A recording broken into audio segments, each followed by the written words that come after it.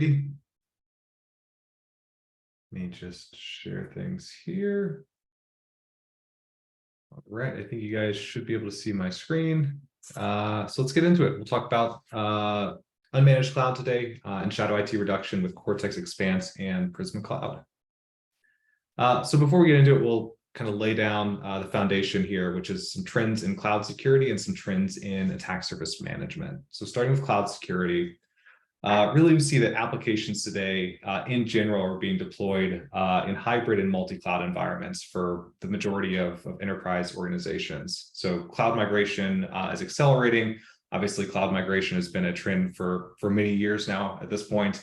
We are seeing a lot of action here, though, continued growth with an expected 2/3 of workloads being hosted in cloud by 2024. We're also seeing that automation and orchestration are becoming the norm when it comes to deploying applications in the cloud. So there's a lot of container usage and Kubernetes usage are becoming the norm now, as well as the adoption of infrastructure as code tools like Terraform and others being on the rise. There's also complexity of security. So there's a ton of different new and interesting architectures available in cloud that were not available even looking back 5+ years ago. And all these come with their own unique security challenges. It means that even a seasoned professional may be unfamiliar with some of the technologies out there, and it's easy to make misconfigurations when it comes to security, especially in a multi-cloud environment. And finally, provider usage. Expanse typically sees over a dozen different providers in use for a Fortune 500 organization. And providers here means everything from kind of the big public cloud service providers like AWS, GCP, and Azure, all the way down to things like Adobe Cloud, DigitalOcean, and many others. So when we talk to organizations, they're often going to come back to us and say, yeah, we're an AWS shop or we're an Azure shop. We almost see that without exception, they're in many, many more clouds than just the one that they're focused on.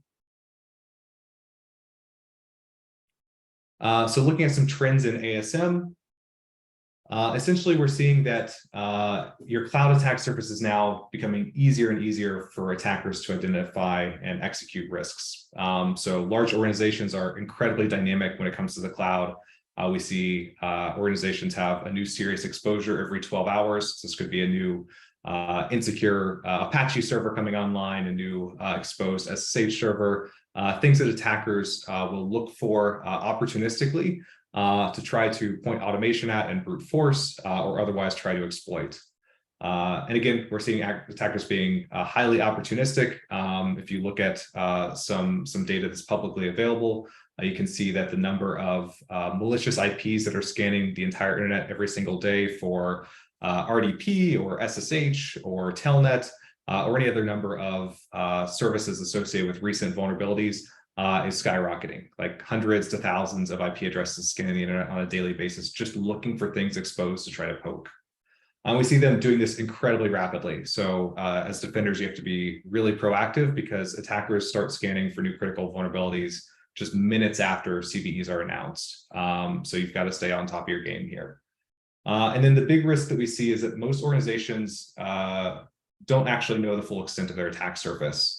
When Expanse enters new engagements during the selling process or onboarding our new customers, we very commonly see that Expanse discovers 20 to 40% more assets than they were previously tracking. And this can include things like IP addresses that they may not have known were registered to them or were not tracking, include domains, can include assets coming in from M&A activities, whatever the source is. We do generally see a trend where there's a lot more that they should be monitoring that they are not currently looking after.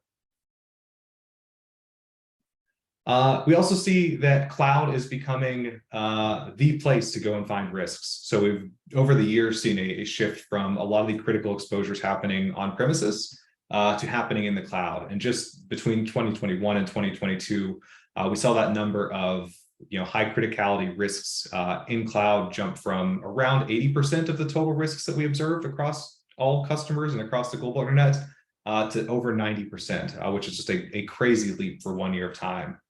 I think it's worth calling out that we don't see a uniform spread of risks moving from on-prem to cloud. So you do see A lot of newer technologies are more generic or general purpose technologies moving to the cloud much more rapidly. So things like Apache, Microsoft IaaS, et cetera, we see a ton of that in the cloud.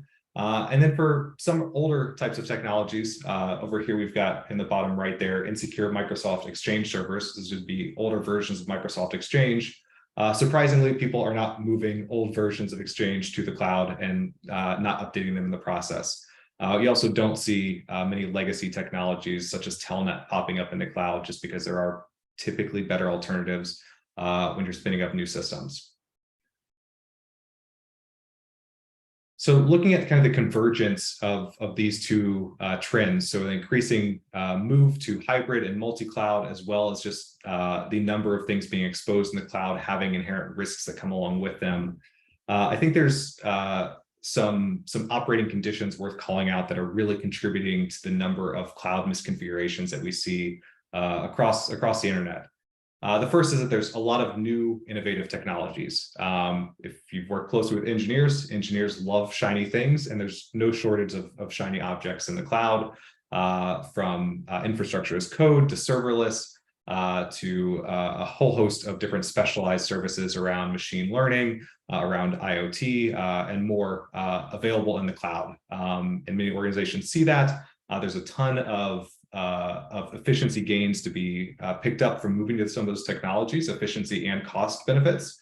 And so we see those being adopted like crazy across some of our customers. And the big risk there is that there's a lot of unknowns. We don't know what risks come along with those. They have specialized configurations that you need to deal with, and it leaves open the opportunity to introduce new misconfigurations.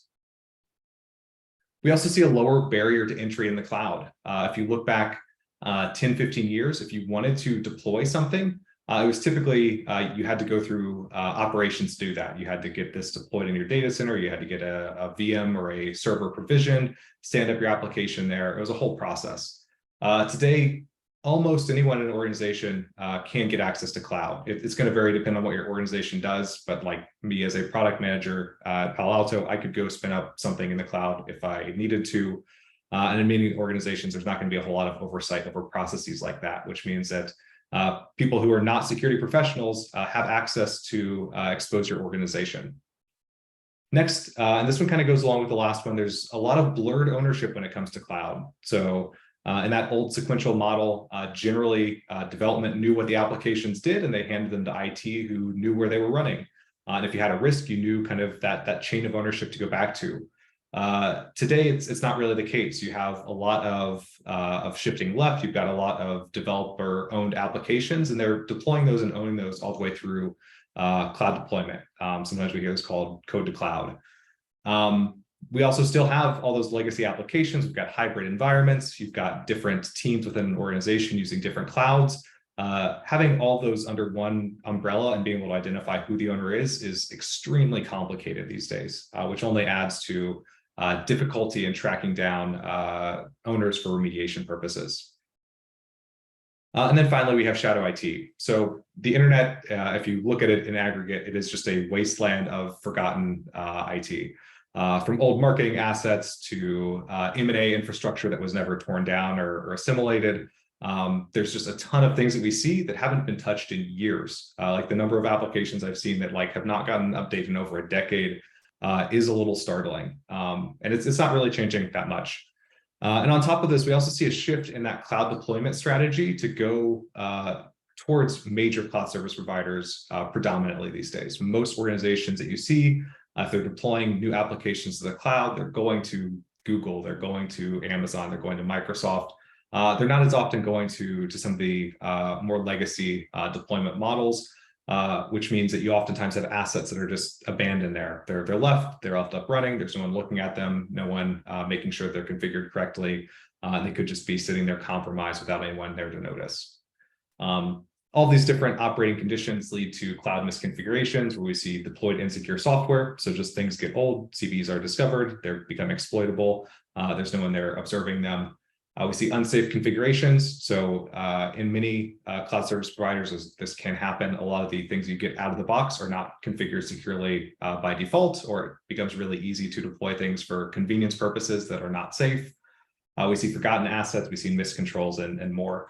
And ultimately, this leads to compromised systems or systems that could easily be compromised.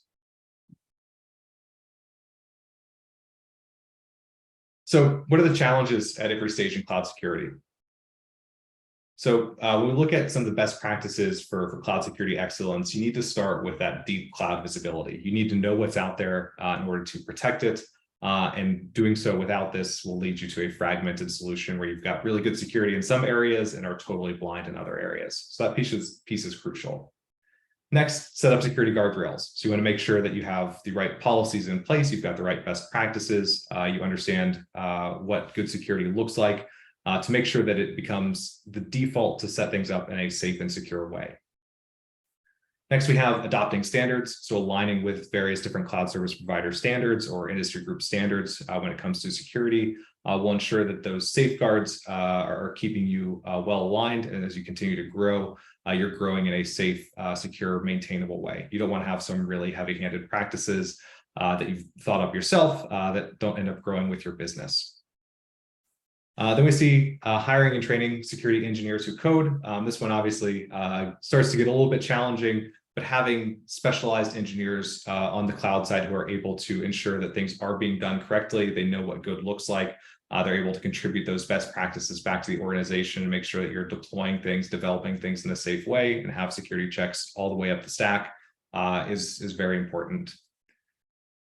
And then finally, we have embedded security in DevOps. So this one goes, again, back to that code to cloud idea where being able to have secure applications means that you're securing them at all different steps in the development lifecycle, all the way from the supply chain security you have for building your applications, to the build processes, to testing the applications, to deploying them in a safe and secure way, and to monitoring them for any observations that could suggest that something has gone awry. For our purposes today, we'll be focusing mostly on visibility, since it's the bedrock of a robust cloud security practice. And so we'll get into next with Rohan what this looks like with Expanse. Yeah, thanks, Andrew. So we kind of wanted to talk about how Expanse can really help you gain this visibility. And so broadly across the industry, what we're seeing is a fragmented and growing attack surface across customers. And so our goal on Expanse is to help you actually identify, gain visibility, and then find and fix your public internet-facing exposures before attackers can really take advantage of that. And we do that in 3 steps, as we've listed down here, with active discovery, active learning, and active response.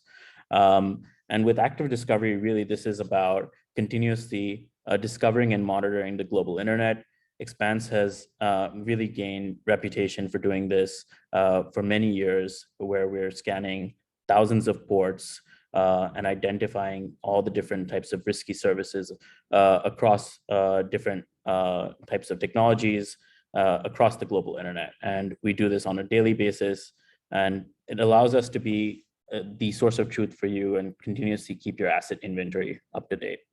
The active learning piece really allows us to apply machine learning and supervised models to help attribute these assets to your organization with a really low false positive rate, and be able to continuously update and keep that map the most up to date and accurate as far as possible.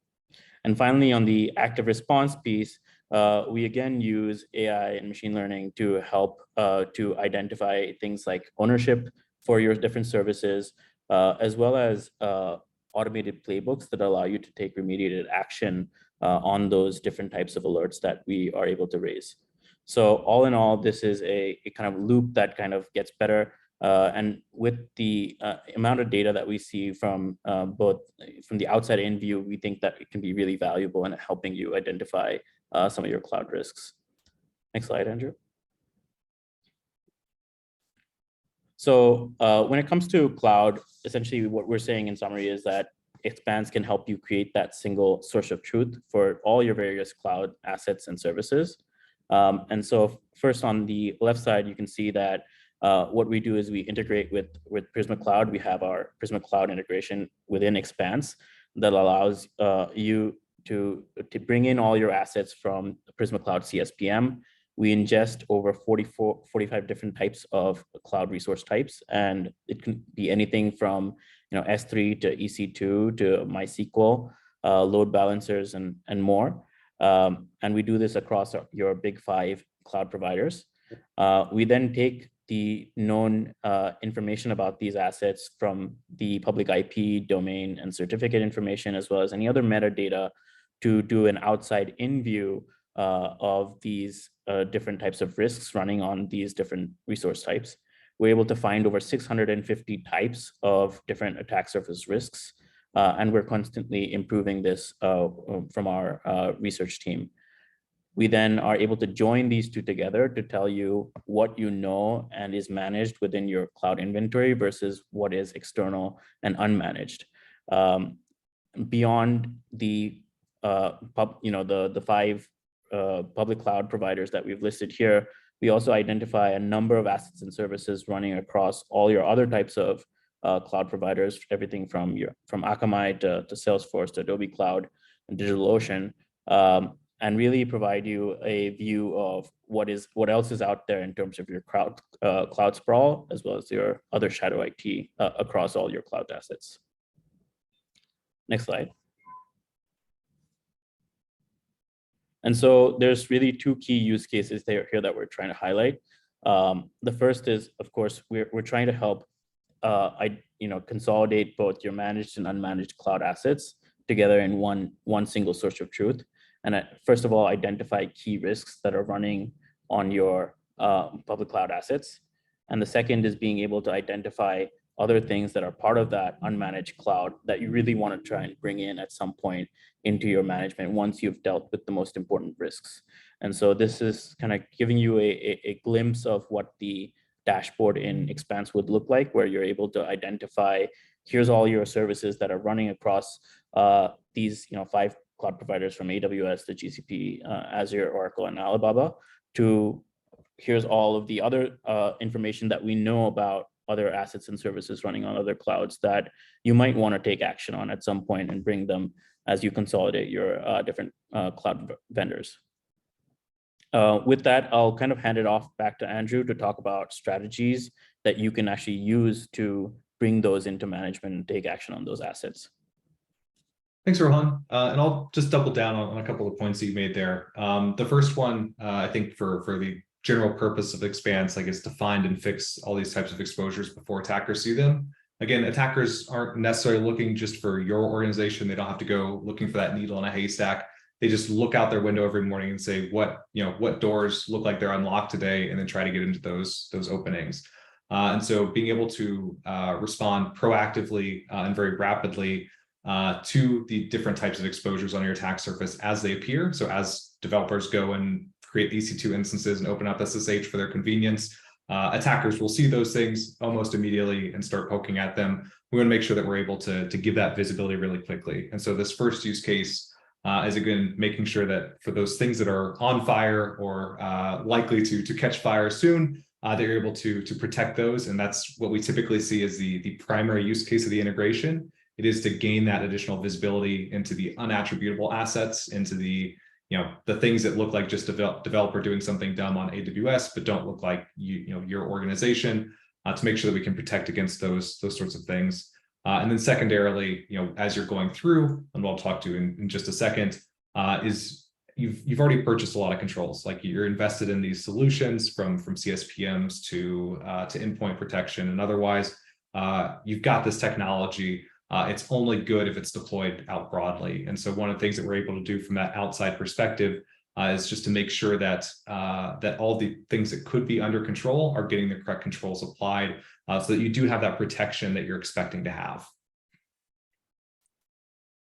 So getting into how we bring shadow IT under control, there is unfortunately no silver bullet here. So what we see broadly is that when many organizations turn on this type of integration, they see a pretty large number of their cloud resources that are being marked as unmanaged, or the services we see are marked as unmanaged, meaning that we don't see any correlation between something discovered externally by Expanse being able to be correlated with data coming from Prisma Cloud. And so we assume that it's not been onboarded.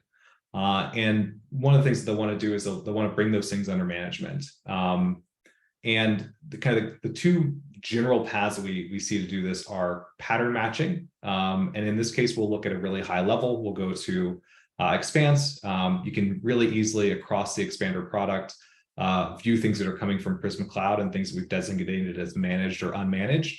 So you can go in, you can view all the risks or all of the services running that are unmanaged. You can break it down by cloud provider and start to look for patterns. And some of these end up being easy to pick out. Other ones end up being a little bit more complicated or a little bit challenging to pick out, but oftentimes they'll still be there.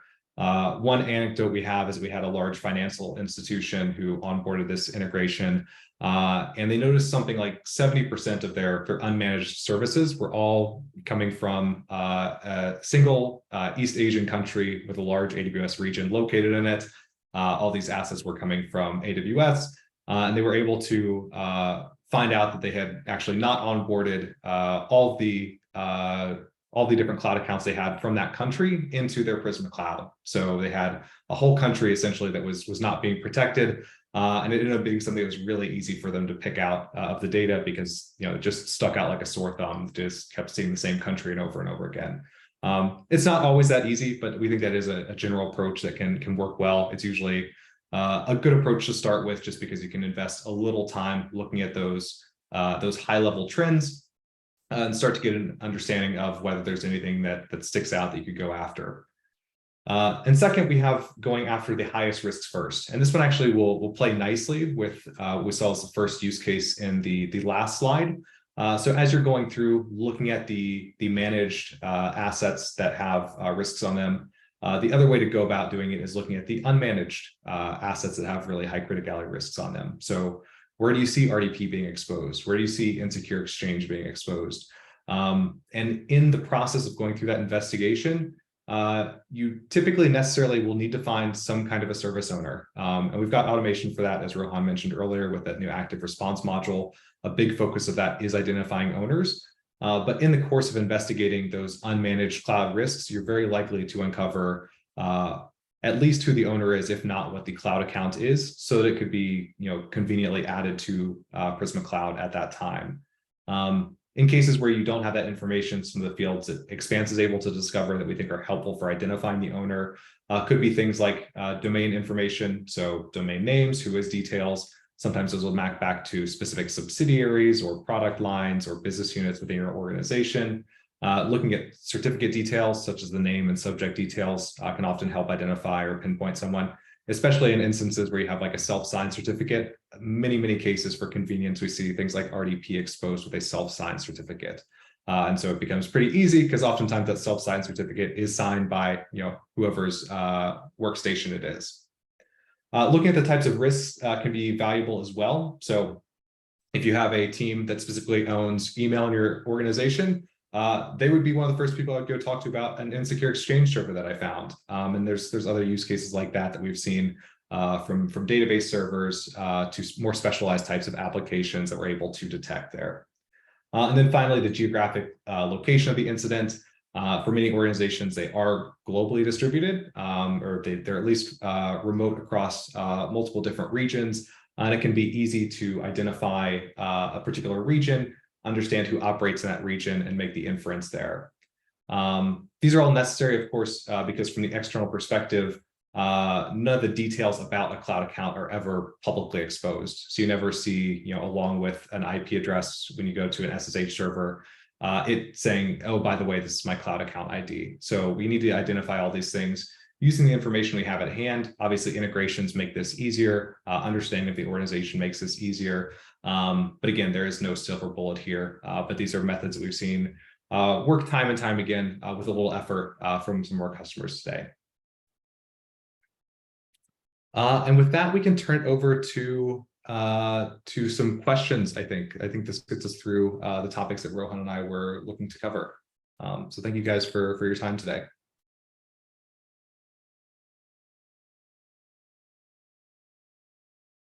Okay, it looks like there is a question about the Chicago chapter meeting, which I will respond to momentarily. But does anyone have any other questions for this group?